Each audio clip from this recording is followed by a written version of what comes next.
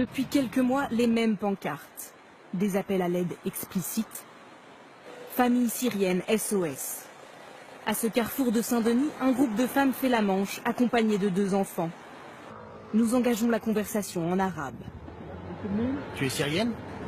Oui, Tu viens d'où en Syrie? Alep. Nous continuons à poser des questions en arabe, mais elle ne les comprend pas. Finalement, elle choisit de répondre en français. C'est de quelle origine? Roumanie. D'origine roumaine, cette femme rom raconte simplement avoir appris les quelques mots nécessaires. C'est quoi? Assalamu alaikum. Bonjour, je suis syrienne. Et après, je dis que Dieu te le rende. 4 kilomètres plus loin, la scène se répète. T'es syrienne et tu parles pas arabe. Pour obtenir quelques pièces de plus, ces femmes misent sur la compassion que peut engendrer le drame syrien. Très vite, un homme passe pour empocher l'argent reçu.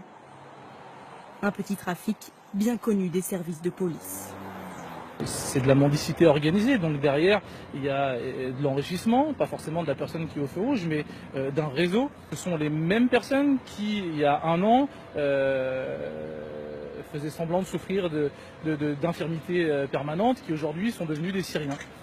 En fait, 95% des réfugiés syriens qui en font la demande sont pris en charge par la France, qui leur accorde un statut, un toit et une somme d'argent.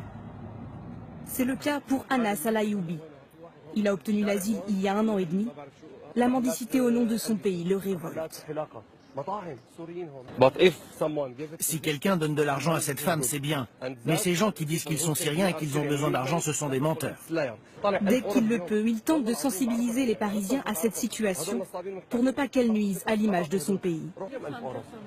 Les Syriens qui sont ici, ils travaillent. Ils ont des salons de coiffure, des boutiques, des restaurants. Ceux-là, ils font semblant, c'est leur business, il ne faut pas leur donner. Mais parfois, la réalité est plus compliquée.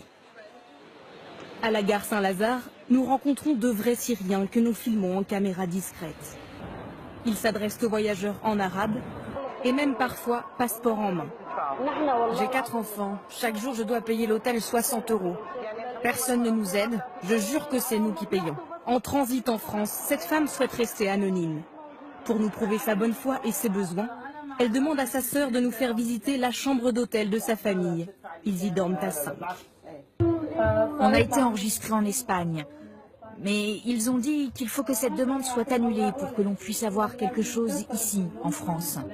Si on n'arrive pas à le faire, nous n'aurons aucune aide ici. Car dans l'Union européenne, une seule demande d'asile est possible. En pratique, cette famille pourrait même être raccompagnée jusqu'en Espagne.